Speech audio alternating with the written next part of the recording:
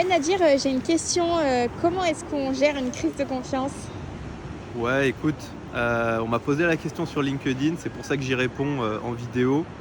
Bon, j'ai roulé ma bosse là-dessus, je sais pas si ça existe, l'expertise de la prise de confiance, mais je dirais qu'il y a 2 grands types de prise de confiance. Il y a celles qui viennent des critiques extérieures et il y a celles qui viennent des critiques qu'on se fait à soi-même.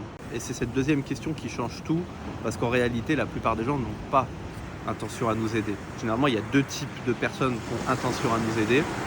C'est nos proches ou nos tiers privilégiés, donc des personnes qui ne sont pas forcément de votre famille, mais qui ont un réel attachement à vous et à votre futur.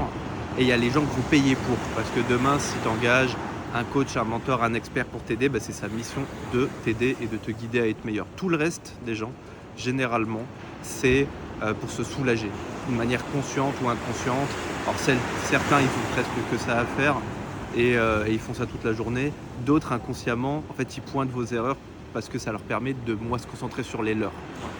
Donc ces gens-là, on les supprime, on les écoute pas, et je dirais même que c'est un ego boost, parce qu'au fond, s'ils nous critiquent, c'est parce qu'on se trouve devant eux.